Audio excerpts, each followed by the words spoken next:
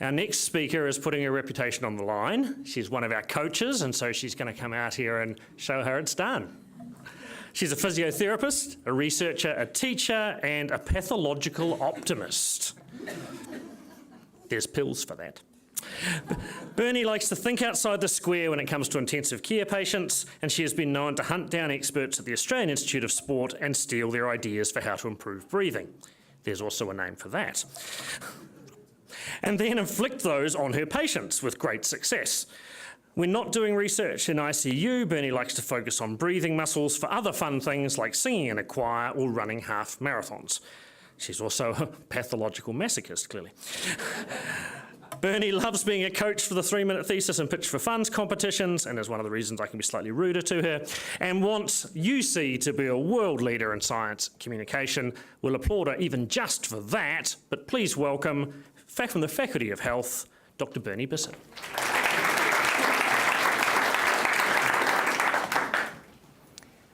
Imagine this plastic tube inside your throat, going deep down inside your lungs. You're in intensive care, connected to a ventilator that's helping you breathe. But this tube means that you can't talk, you can't swallow, you definitely can't kiss your loved ones when they visit you. This plastic tube may have saved your life, but you can't wait to be free from it. This is the reality for many patients in intensive care. They become stuck on the ventilator. Because the longer the machine is breathing for them, the weaker their breathing muscles become. And with each day in intensive care costing more than $5,000, ventilator dependence is an expensive, vicious circle.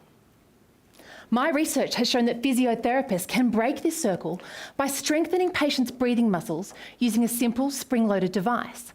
We provide intermittent resistance during breathing, much like you lift heavy weights to train your biceps. And it works. Patients who do this training are not only stronger, they're more likely to breathe without the ventilator. But for the very weak patients, around 20% of them, this spring-loaded device is actually too hard for them to activate. Now, I know that endurance athletes are using electronic devices which are sensitive at much lower training pressures. I need $3,000 to buy one of those devices and conduct a feasibility study in ICU. With your support and this cutting-edge technology, we can ensure that even our weakest ICU patients can find the strength to breathe freely again.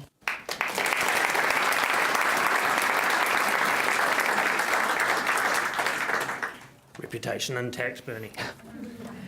Do we have a question from our panel, please? I've said it before, no is not an answer. Thank you very much, Bernie. So you're focusing on that very weak proportion, you said 20%, who are too weak to activate the spring-loaded device that currently exists. Yes. So when you're going in to do the study that you intend to do, identifying who will respond to this as opposed to somebody who would respond to the spring-loaded device. Can you explain a little bit about how you're going to identify that person? Absolutely, great question, Susie. So with the ventilators that the patients are on, there's quite an easy test that we can get them to do to see how strong their breathing muscles are. So for my patients, I can push a button on the screen and say, okay, take a big breath in and see if you can suck in all the air, and it can give me a measure of how strong that is. And I can use that as an index of for which patients can I just use a spring-loaded device as to which other ones they're really going to struggle, and I can try this other device. So it should be a fairly simple process to do that. I feel a bit sad that the study we did last year, we showed great benefits for the whole group of patients, but I really want to look after those in that bottom 20% because they probably need it the most. If you want to invest for Bernie, please mark her down on your sheet.